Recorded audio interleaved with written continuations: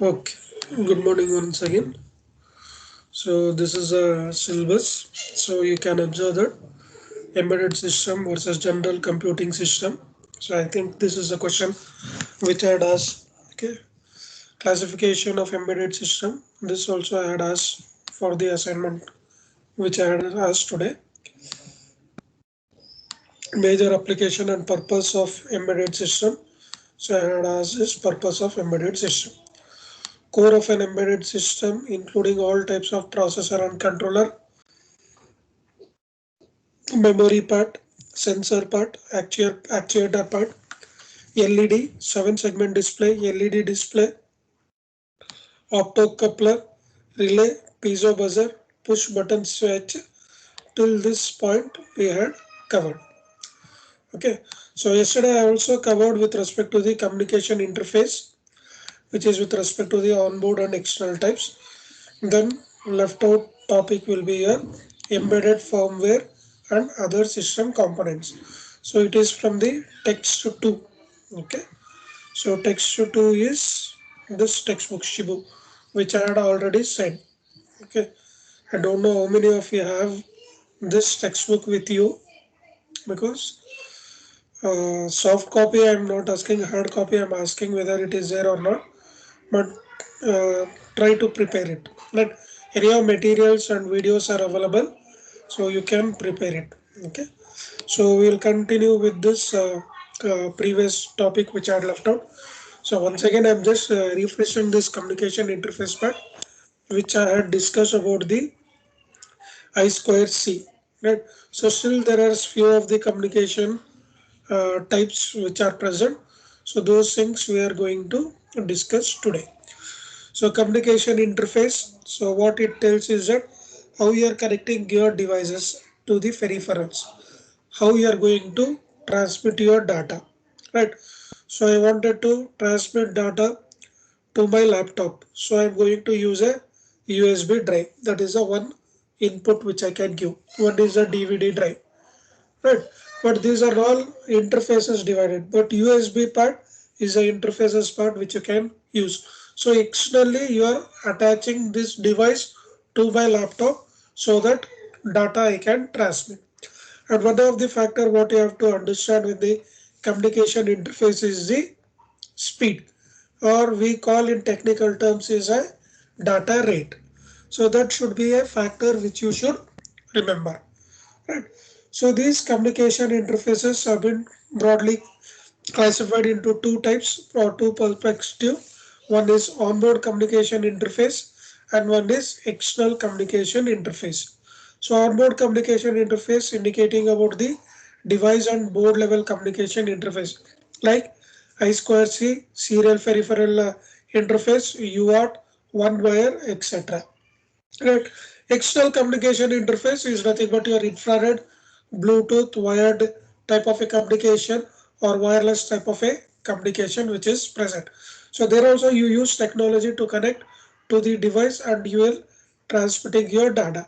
So right. So if I tell USB part, they will tell what is a USB number they will ask. Whether it is a USB 1, USB 2, USB 2.5. Now everywhere now you can observe that one slot will be dedicated for USB 3, right?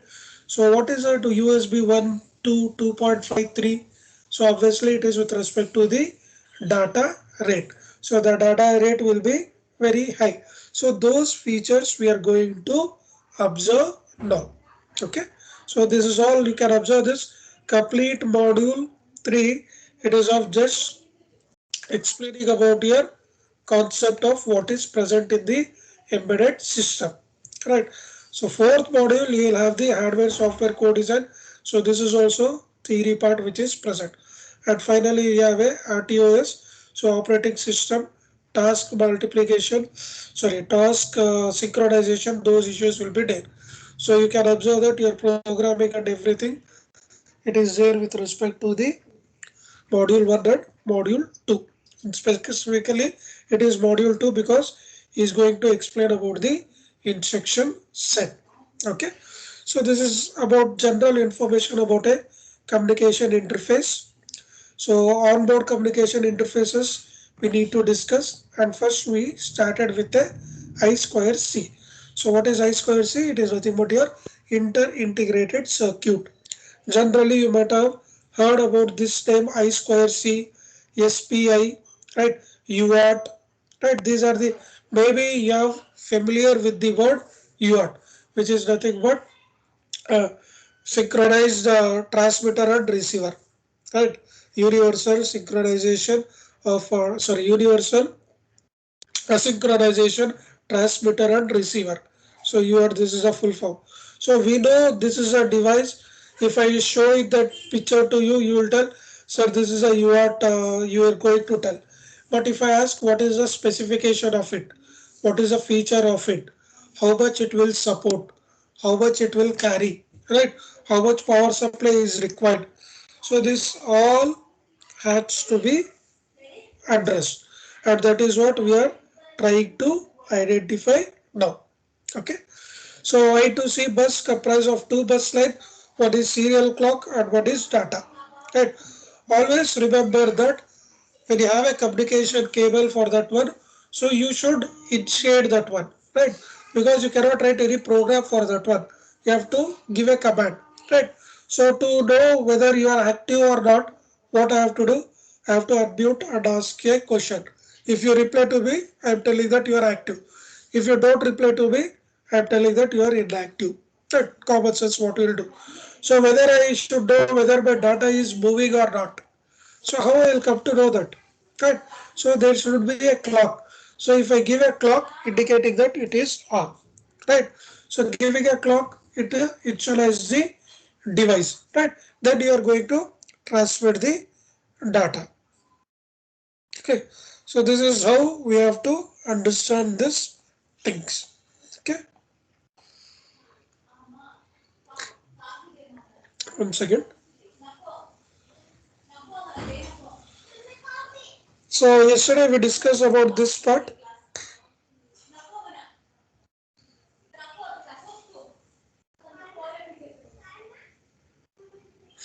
Okay, so I2C provides an easy way of connection between a microprocessor or a controller system and the peripheral chips in television sets. It's not only television sets which is going to see. Why it is only television sets? Why is specifying? Because it is used in the application of that value. Sorry, the application of the television sets. Okay, where we have a ICs where it is going to transmit the data. So are the things. So if I take USB port, that is for the serial peripheral bus. UART part for transmitting your data and all those things, right? Internet and all those stuff. Right. Serial clock, serial data, SCL line, SDA line. There are dedicated lines for this I square C, responsible for generating synchronous clock pulse, responsible for transmitting the serial data across devices. So it is a shared bus having number of I square 2 devices can be connected. It is not only one, you can have multiple. So for this peripheral device, that is the advantage. Okay, so you can connect to the multiple devices, but when it is transmitting the data, it is only one will be a transmitter and one will be a receiver. Okay, so that is why they adopted a concept of master or slave. Okay, so if I am transmitting, so I will be a master, you will be a receiver as a slave.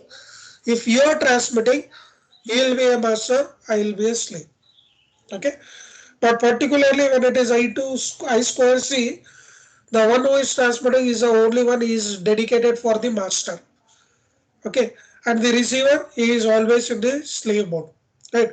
Like our FPGA kit, like our ARM kit. So your system or the processor will be acting as a master, and your kit will be acting as a slave, and you are going to transmit this thing. So HDL kit we were using JTAG, right? JTAG joint something full form elaboration is there.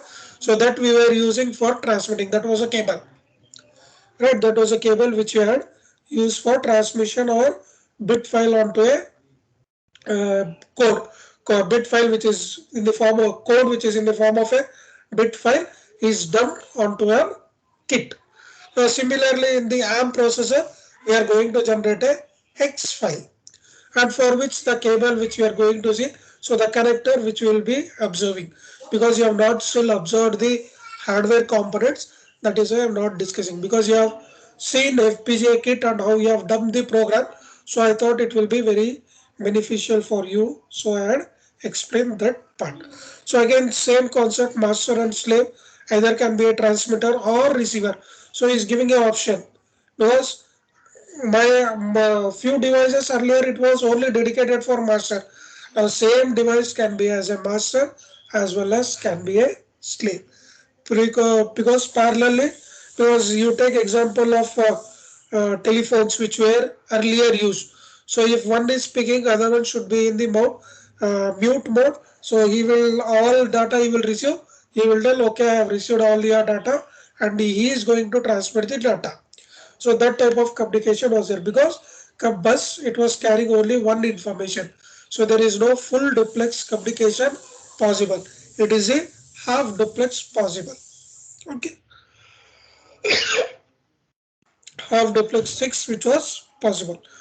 I2C supports multi-master on the same bus.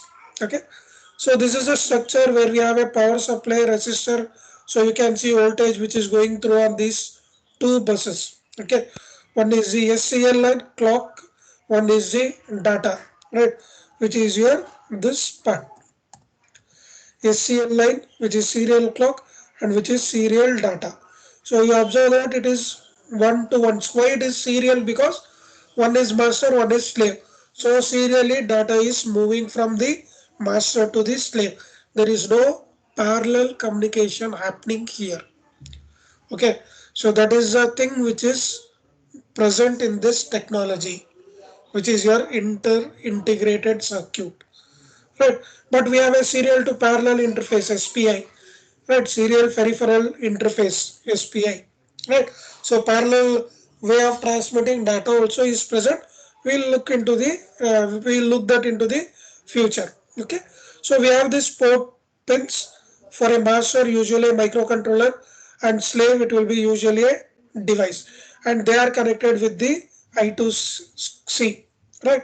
So you have to select which port you are going to use, whether a clock or whether a data, and you have to select the bus, and it will able to transmit your data, whether it is a clock, whether it is a data, to that particular slave. So this is the overall interfacing of I2C.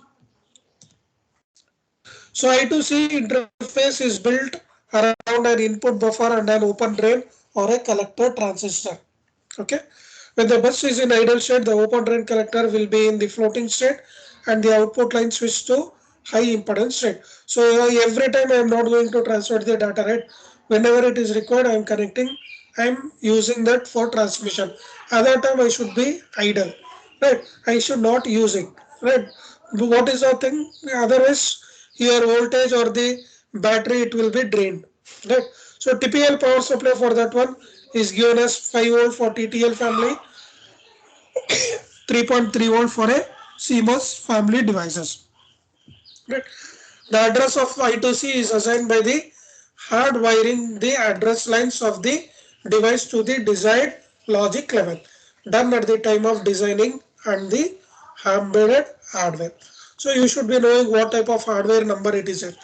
So the sequence and the procedure which is going to follow is that, so which should be on, right?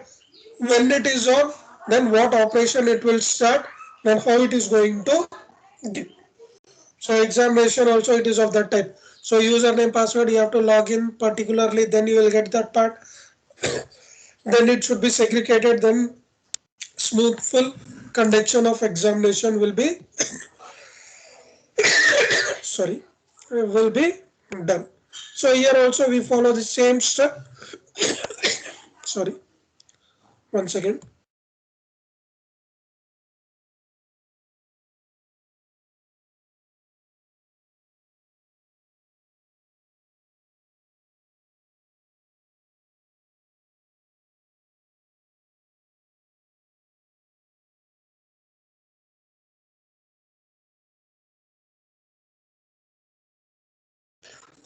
Okay, fine. So here you can observe the sequence of operation for communicating with the I2C slave devices is listed below. So slave devices listed below means, so I am the master, so device will be acting as a slave. So to communicate to that slave, what is the steps I am going to do? So what is the steps? Earlier I was saying that, so clock should be initialized. So when there is a clock on, then you are able to transmit the data, right? So that you have observed in the timing diagram. Timing diagram signal, you have to observe that when clock is 1, when clock pulse is present, then you are able to read the data, or then you are able to write the data. So when you are reading the data or when you are writing the data, you are going to select the registers which is active, right? So that is what you need to do, otherwise it will be not successful. So those who are present here physically, or they are attending the session, but how many are actually learning or observing the things? Very few people, right? For few people I need to respond, or I need to give a task, then only I will get an output or a reply from them, so that my efficient transmission will be successful. So that is what we have to observe here. So the master device pulls the clock line of the bus to high. So I said, right, clock line will be high. The master device pulls the data line low when the SCA line is at logic high. So data line, so obviously one port selection should be done. So one if it is high, so other one it should be low. So this is the start condition of the data transfer. So when clock is high, I will come to know that it is going to start the communication. As a slave I am telling, not as a master. Okay. So the master device sends the address 7-bit or 10-bit wide of the slave device to which it wants to communicate. So once I indicate the clock pulse indicating I am ready to transmit, right? But for whom I need to transmit? So I should recognize the destination address, and this destination address will be identified or will be recognized by the master by giving its the destination address in a 7-bit or a 10-bit word. Okay, so in that I will recognize. So USN1, USN2, USN3. So I'll recognize and I will give it. Right. So clock pulses are generated at the SCL line for synchronizing the bit reception by the slave device. So there should be some synchronization.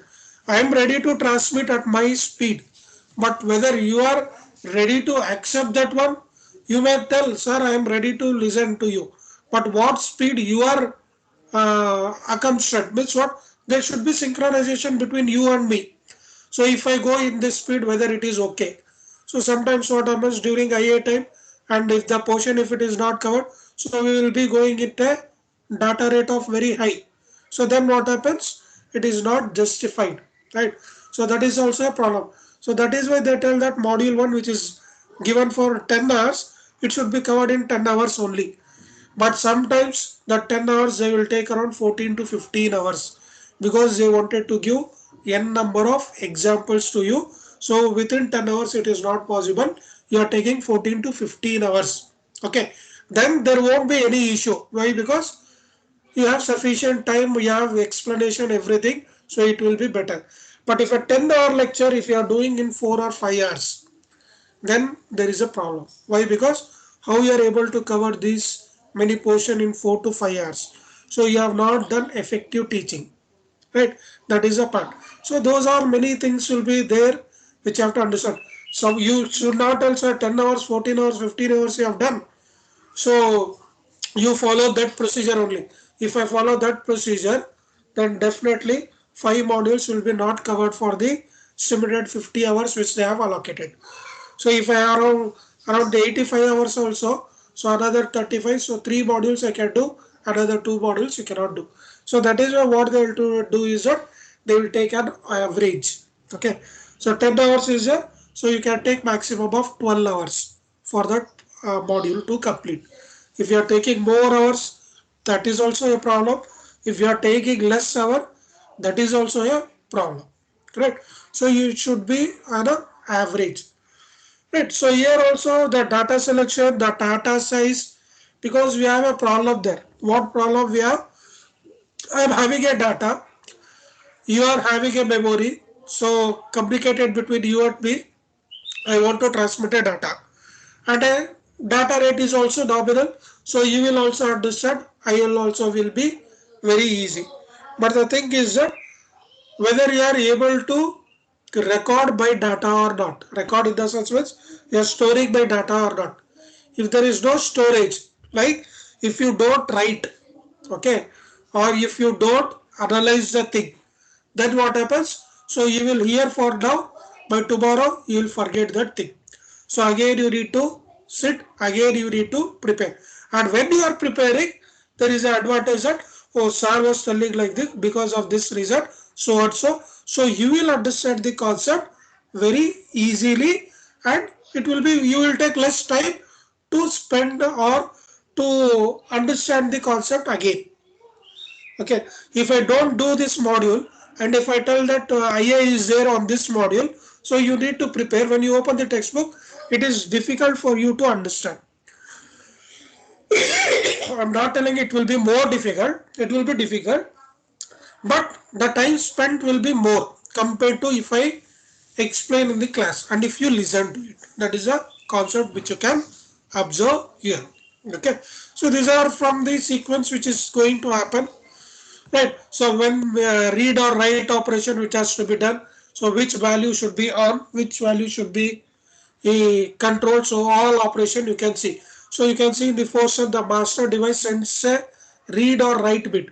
Bit value equal to 1, indicating read operation. Bit value equal to 0, indicating it is a write operation. So according to the requirement. So you can change that value. If you make 0 for read operation and 1 for write operation, that is also well and good. So usually 0 will be for read operation and 1 will be for write operation. Okay, when it is 1, indicating that you have to write data down. And once you do this one, there is requirement for an acknowledgement also from this layer side that I have received your data, because you want to communicate that you have received it, right? That is why every time we will be asking responses to you. You observe that you daily. So I'm starting the session, I'm recording the session. When I start recording session again, it is started with a wishing to all of you to welcome to the class, and this is a topic which I am doing. And obviously you can observe that previously what I had done, I will give an intro for that one, then I will start with the regular session, and finally when it is ended, so I will ask everyone mandatorily whether any doubts is there, anything you wanted to clarify. So this is a procedure which we will follow, right? Not only me, everyone will follow this the same thing, correct? Why? Because this is a standard procedure. And if any questions are there in between, you can unmute and you can ask. Few people will be, what it will be there, that in between if I unmute is, it will be a disturbance. So what students will be thinking that, so at the end of the session I will ask my doubt. That is also good. Why? Because you are not disturbing the class, right? So these are all procedure and steps which will be present when you are reading the data, when you are writing the data, that also should be indicated, and it should give an acknowledgement that it has been received. Okay, it has been confirmed that reception of data is successfully done at the receiver end. Okay, so we call positive acknowledgement, we call negative acknowledgement, we call n number of things which are present here. Okay, the slave addresses the master dispense with a sending an acknowledgement bit value 1 over a SDA line. Upon receiving the acknowledgement bit, the master sends the 8-bit data to the slave device or SDA line if the requested operation is write to device. If the requested operation is read from device, so slave device sends data to the master over the SDA line. So you'll come to know, based on your acknowledgement, is trying to make what operation should be done, whether I need to write the data to a device or whether I need to read the data from the device. So based on your acknowledgement, he will device. So the master device waits for an acknowledgement bit from the device upon byte transfer complete for a write operation and sends an acknowledgement bit to the slave device for the read operation. The master device terminates the transfer by pulling a SGL line high when the clock signal is at logic high, indicating stop condition. So you will understand the complete procedure, how that communication will take place. So it is not that I am having data, I am transmitter, I am sending the data, right? So what I have done, I have scheduled the session. I have invited all you people to join, and I will see how many people are present in this session. Then I will start transmitting the data so that my efficiency will be good, right? If there are only 10 people, 20 people, again I have to take the class. There is no other option. But what about efficiency? It will be very poor. Right. So I am observing all these things. That is why we will tell that attendance is mandatory. Why? Because your my efficiency will be good. That is the main reason, not for any other part. Students will think many things about the attendance. So as I said that there are different data rates available for this I2C. So there are three modes. One is standard mode, one is fast mode, and one is high speed mode. So standard mode is having a speed at the rate of 100 kilobits per second, 400 kilobits per second, and 3.5 megabits per second. So per second at this rate he is able to transmit the data, right? So it is not even imaginable for us because we are not able to transmit so much of data, right? Because we will doing with the device will do, only thing is that we are going to observe it. That is a things which has been present here. Okay. So next comes here serial peripheral interface bus. So when they ask you about the I2 square, so you have to draw this block diagram. You need to explain its features. What is the two bus lines? What is the sequence of operation it is going to do for read operation and for a write operation? So what command you are going to send? What acknowledgement it is going to have? So how you are going to start the operations? How you are going to stop the conditions? And what is the different rates available? So this will be one short note type of a questions which will be asked for 6 marks. Okay. So next comes here serial peripheral interface bus.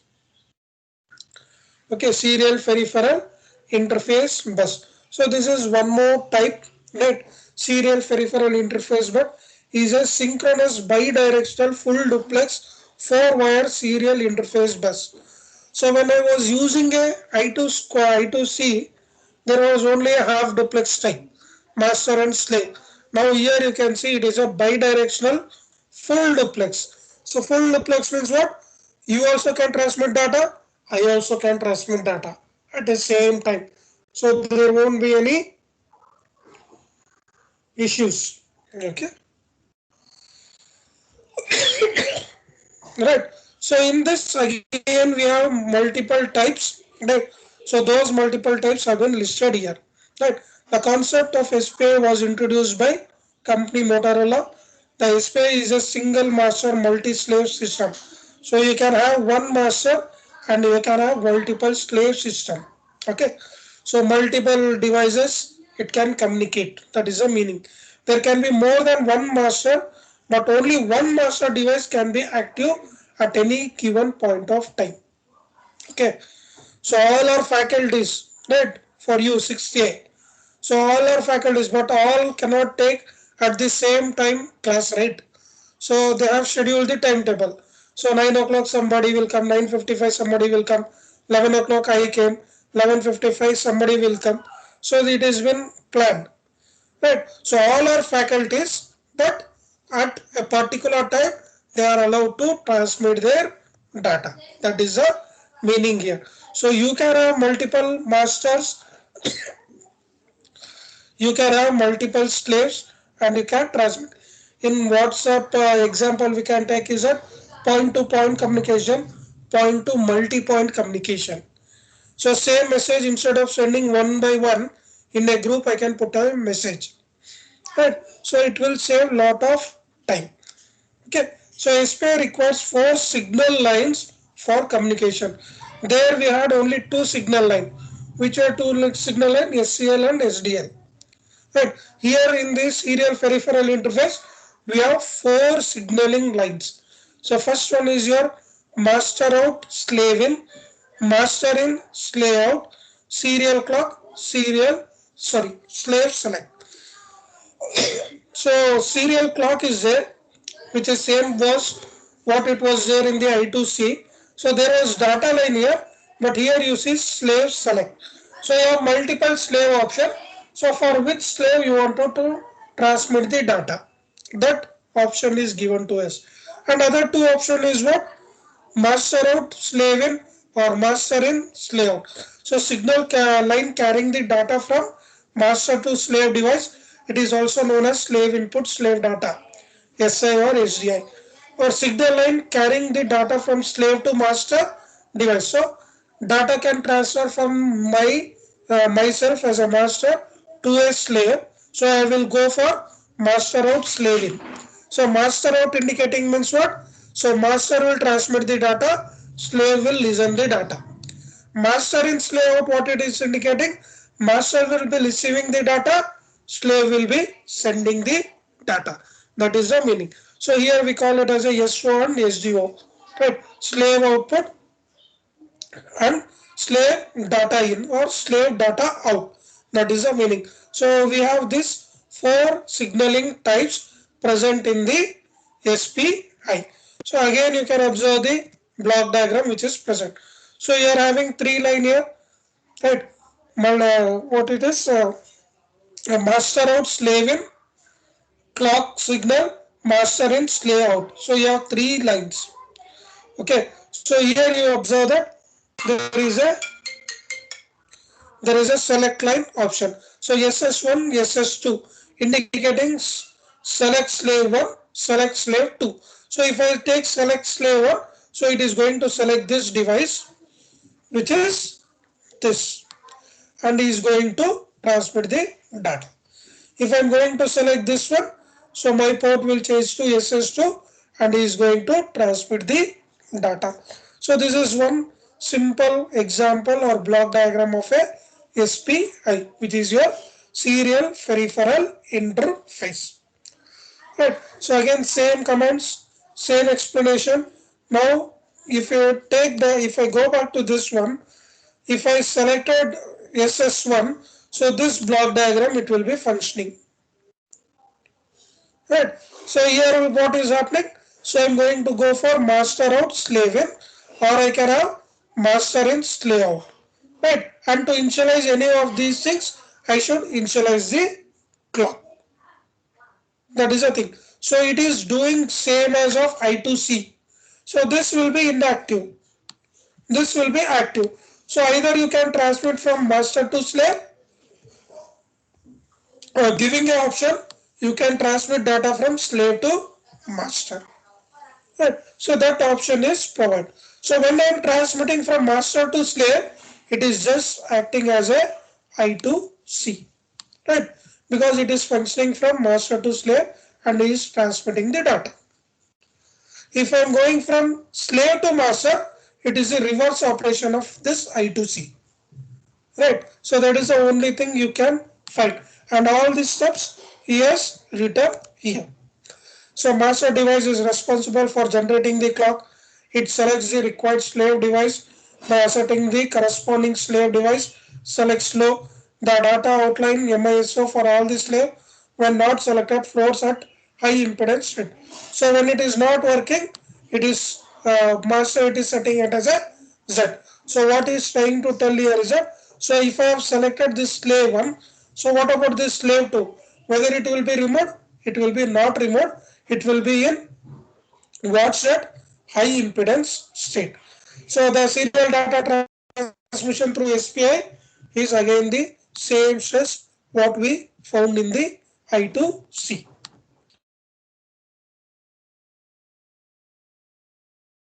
So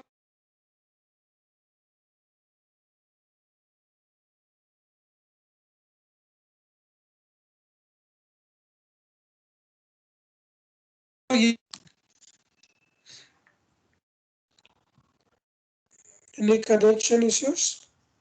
You're able to view, right?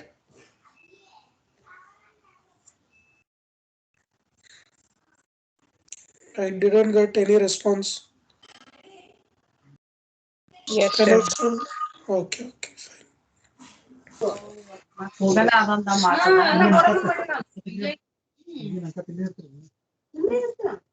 Apurva, mute yourself. Okay. So next part is your what? Universal asynchronous receiver and transmitter. So this is a UART bus which I have mainly observed in your theoretical concept till now, whatever you have observed, like in the basic electronics or maybe in the communication system or maybe in the lab, right? So many times you have heard about this universal asynchronous receiver and transmitter,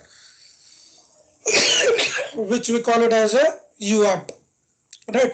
So hardware project, mini project, whatever you do, so you will be identified with this bus which is used for the transmission of data.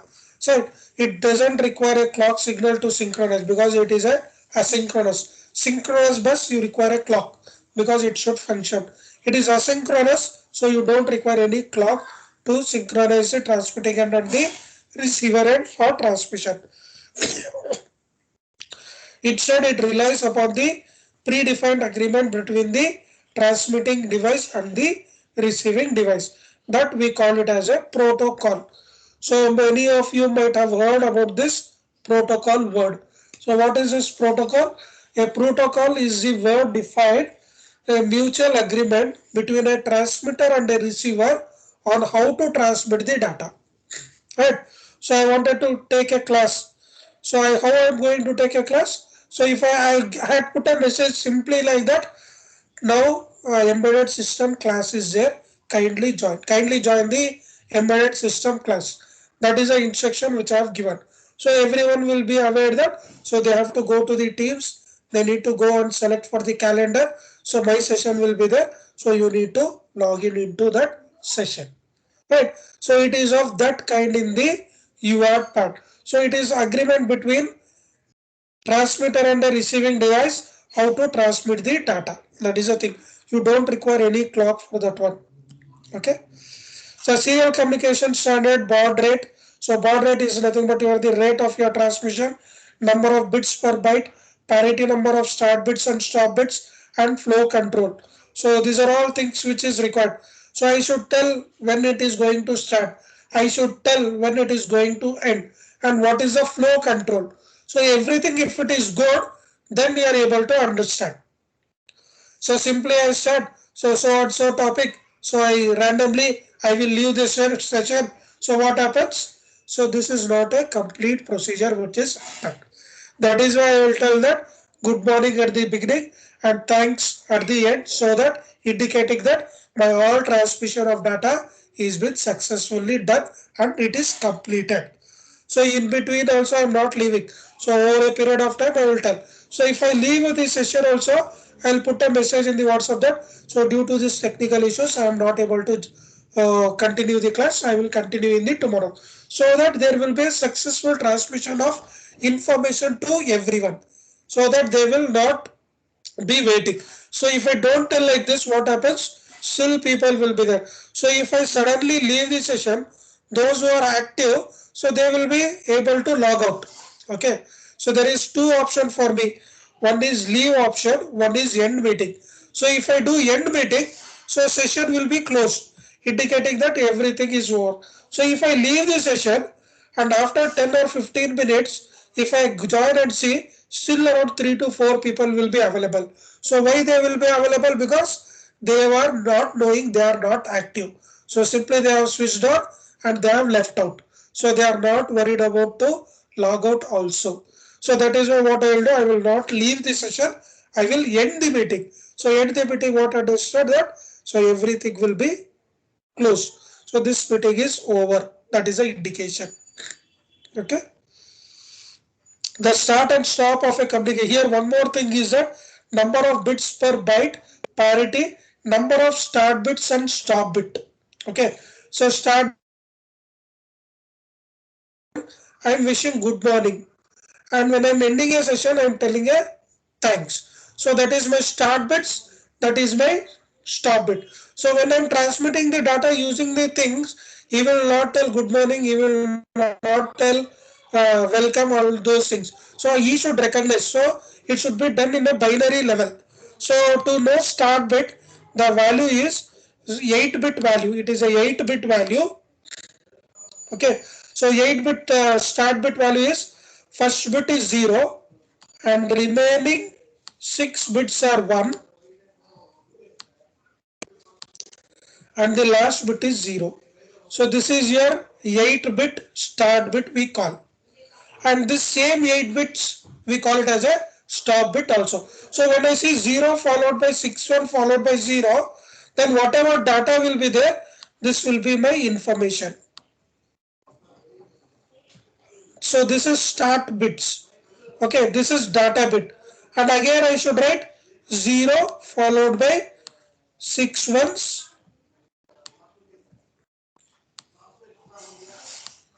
followed by 0. So this indicating it is a stop bit. So when I'm starting, welcome means 0 followed by 6, then data, then when I'm ending, 0 followed by 6 ones followed by 0. So you will indicate that, so this is a start bit, this is a stop bit, and in between this I'm having the data. That is the meaning here. So while I am sending a byte of data, a start bit is added first and a stop bit is added at the end of the bit stream. The least significant bit of the data byte follows the start byte. So once your start bit is ended, your information will be this one.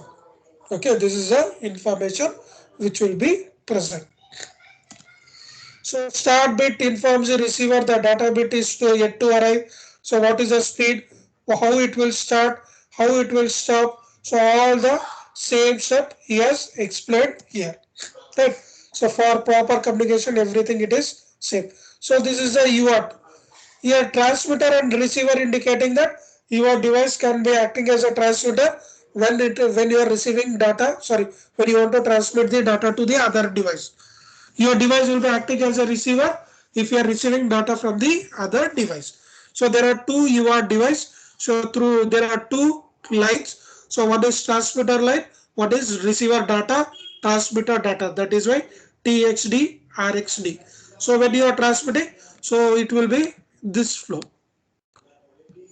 and when you are receiving, it will be this flow, and remaining all other thing will be same what we have observed in the serial peripheral interface, or if I go for I2C, then this one wire interface we will cover in the next class. Okay, we'll stop now.